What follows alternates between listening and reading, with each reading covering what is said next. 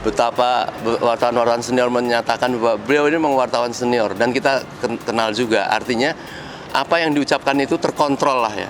Jadi mengatakan jin buang anak itu bukan karena kepleset, itu sudah diketahui secara umum.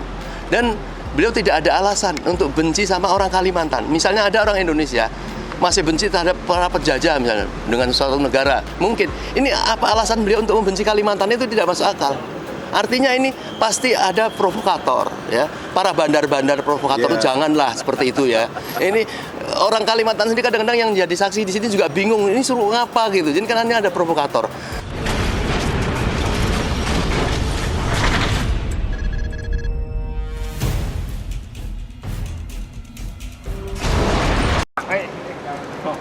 Maju kalau gitu. Maju dikit. Udah, oke ya. Bismillahirrahmanirrahim. Assalamualaikum warahmatullahi wabarakatuh. Waalaikumsalam. Jadi alhamdulillah tadi saksi 2 orang, satu Pak Pangarohon Dongaran, itu Pemret FNN, orang yang ini. Satu lagi Bapak Firdaus Badri, beliau pengurus PWI Jaya. Beliau dihadirkan berdua ini untuk meringankan meringankan acas dari pihak terdakwa. Nah, dari penjelasan kedua saksi tadi semakin clear dan terang bahwa saya memang wartawan. Beliau pimpinan saya, bahkan beliau menciptakan mekanisme di redaksi kami bahwa setiap penerbitan baik cetaknya, bukan cetak ya, online-nya, Co-ID, atau channel-channel YouTube-nya, itu sudah melalui proses mekanisme rapat minggu. Rapat pekan biasanya Selasa waktu itu biasanya, tapi kasus kemarin IKN itu kita hari Sabtu libur ya, karena memang urgent. Nah itu sudah dijelaskan rapat mingguan, kita temanya ini sikap kita begini.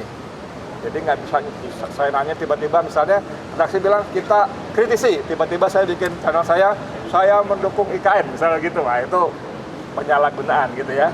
Jadi ada mekanismenya. Yang kedua, ketika masalah ini mulai bergejolak, kami rapat tanda kutip mendadak ya, maksudnya urgent, tidak hari rutin tapi hari Sabtu, dan itu memang dibahas. Kita jelaskan maksudnya begini-begini, kalimat itu tidak ada kebencian, tidak ada permusuhan, apalagi sara segala macam. Tapi walaupun seperti penjelasan dari Pak Pemret tadi, walaupun tidak ada satupun surat keberatan kepada FNN, tapi kita mengakui sebagai beliau disebut sebagai orang Timur, melihat ini sudah tidak kondusif, rapat memutuskan untuk meminta maaf. Dalam mekanismenya memang seperti setiap produk jurnalistik itu tanggung jawab Pemret. Tapi ketika kasus-kasus tertentu, Pemret bisa mendelegasikan pada jabatan di bawahnya, entah Wapemret, redaktur pelaksana atau apa, dan juga bisa kepada wartawan yang bersangkutan. Nah tadi majelis hakim, kenapa FNN tidak pasang badan? Nah gitu kan? Kenapa tidak pasang badan? Ya ini produk kami bla bla bla, misalnya begitu. Seperti ketika beliau lakukan ketika kasus Syarif Arif dengan Megawati Koma. Beliau bikin statement, saya ingat, dimuat di banyak media bahwa FNN itu produk yang sebagainya, pasang badan. Tapi kenapa pada kasus jin buang anak tidak dilakukan? Karena memang pertama rapat redaksi sudah memutuskan saya sebagai wartawan untuk menyatakan permohonan maaf, dan itu memang walaupun sebagai individu juga mewakili institusi FNN-nya. Itu ya. Yang kedua, saksi Firdaus Badri, mekanisme rapat ya. Ini juga menjelaskan kenal sudah lama, pernah satu institusi di Harian Ekonomi Neraca walaupun tidak sezaman. Dan ketika tadi saya ulangi lagi, saya jelaskan, saya tegaskan dalam persidangan, saksi pernah menawari saya mengelola 4 halaman suplemen di Harian Ekonomi Neraca weekend, edisi weekend ya.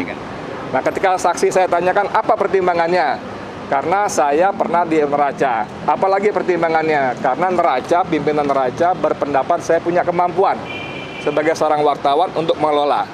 Jadi keterangan 2 saksi ini sekali lagi menguatkan saya memang wartawan, dan ini diharapkan menjadi pertimbangan hakim untuk mematahkan dakwaan jaksa yang menyebut saya bukan wartawan. Gitu ya. Bang Herman atau ini sebentar, ini ada teman saya baik, ini Masya Allah Mas Mursalin, ini pejuang. Tadi kita buktikan ya betapa wartawan-wartawan senior menyatakan bahwa beliau ini memang wartawan senior dan kita kenal juga. Artinya apa yang diucapkan itu terkontrol lah ya. Jadi mengatakan jin buang anak itu bukan karena kepleset, itu sudah diketahui secara umum. Dan beliau tidak ada alasan untuk benci sama orang Kalimantan. Misalnya ada orang Indonesia masih benci terhadap para penjajah misalnya dengan suatu negara. Mungkin ini apa alasan beliau untuk membenci Kalimantan, itu tidak masuk akal. Artinya ini pasti ada provokator, ya. Para bandar-bandar provokator janganlah seperti itu, ya. Ini orang Kalimantan sendiri kadang-kadang yang jadi saksi di sini juga bingung, ini suruh ngapa gitu. Jadi karena ini ada provokator. Saya kira ini harus segera diselesaikan dan kita minta segera dibebaskan, ya, supaya kita ini anak-anak muda yang masih berkreasi ini nggak usah dibidik-bidik, itu nggak usah. Saya kira mungkin itu. Jadi artinya sidang hari ini 2 orang saksi menyatakan bahwa Bang Edi Mulyadi adalah seorang wartawan senior. Ya, jadi itu aja. Ya, terima kasih kawan-kawan semua. Pertama, tadi sudah dengar kesaksian kami dengan Saudara Firdaus di dalam. Saudara Edi Mulyadi adalah wartawan senior Forum News Network. Itu satu. Yang kedua, bahwa apa yang diadili terhadap Saudara Edi sebagai wartawan adalah pengadilan terhadap kebebasan berekspresi dan menyatakan pendapat.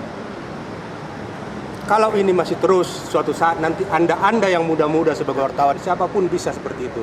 Ini yang kita tidak harapkan. Dia Mulyadi kan? Iya. Dia dimulai Itu yang kita tidak harapkan. Saya tidak mau seperti itu. Kalau soal usia, dan kalau soal ini kan kita udah agak tua nih. Yang muda-muda ini yang kita bentengi supaya tidak. Siapapun rejimnya, kita tidak suka kalau kebebasan berekspresi dan menyatakan pendapat itu dikriminalisasi, dan kita sebagai produk pers dilindungi oleh Undang-Undang Nomor 40 Tahun 99 tentang pers, yang jelas di situ channel Edi bagian dari dalam kalimat saluran lainnya. Kita berterima kasih kepada pemimpin kita B.J. Habibie dan juga Yunus Yosvia dan tokoh-tokoh pers yang telah mereformasi undang-undang pers ini yang sedemikian bebas, tapi kok sekarang kayak mau kembali lagi ke Orde Baru. Parah kan? Saya hidup dan lama di zaman Orde Baru sebagai pers, dan saya orang yang pernah dikejar-kejar orang untuk dipenjarakan juga, ya, biar teman-teman tahu. Tapi harus lawan itu, lawan segala bentuk kriminalisasi terhadap kebebasan pers dan menyatakan pendapat. Apabila Bang Edi nanti memang dikenakan satu pasal atau dipenjara, lantas apa yang akan dilakukan oleh PWI? Itu aja. PWI kesini. Ini pengurus PWI. Kami Bentar. PWI Ya, Jaya. apa yang akan dilakukan Jaya. itu kan? Di kami itu ada bagian advokasi wartawan yang dipimpin oleh Pak Arman. Nggak buru-buru kan? Jadi semua wartawan yang bermasalah itu bisa melapor, dan apalagi kalau dia kebetulan anggota PWI, tentunya kami akan memberikan advokasi.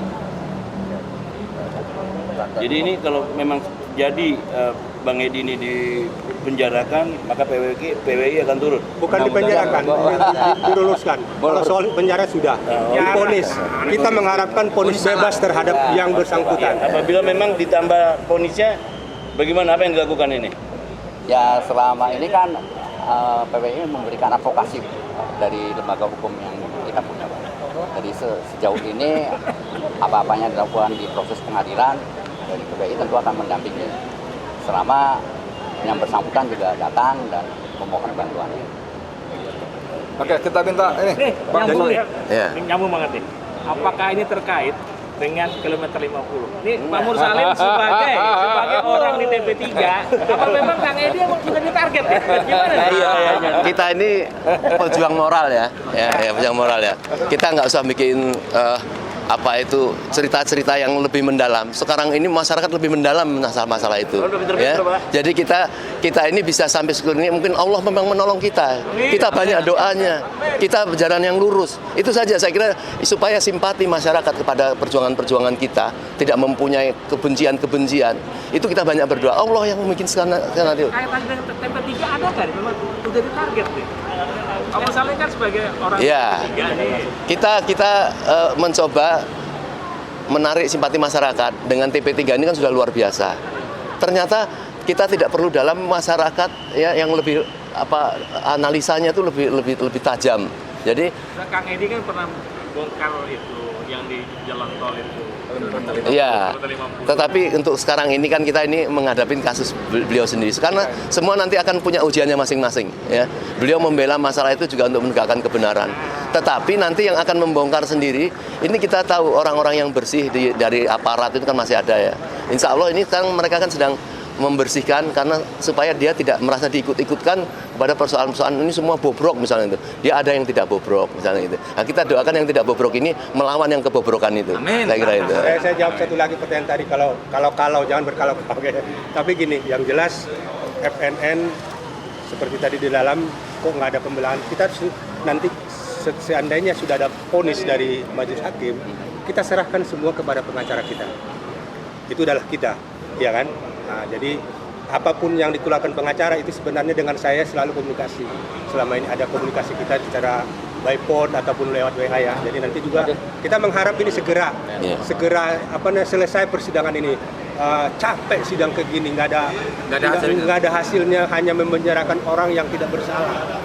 Ya, itu yang kita inikan. Ya, kalau begini terus repot negara ini, setiap orang harus dipenjarakan. Udahlah, selesaikanlah. Jangan. Saya hanya menambahkan sedikit. Ya, kita berdoa semoga para hakim, para jaksa menyadarilah bahwa ini kasus yang seolah-olah diada-adakan. Malulah mereka, malu kepada anaknya, malu pada keluarga. Kalau hanya memenjarakan Pak Edi hanya gara-gara yang tidak substansial gitu loh. Jadi saya melihat bagaimana sopan dan santunnya hakim. Saya kira ini tanda-tanda tidak mungkin akan memenjarakan dengan mengada-ada. Saya kira mungkin itu. Kalau lagi malu terhadap dunia. Iya. Oke, makasih teman-teman ya. Iya. Terima kasih banyak ya. Iya. Makasih.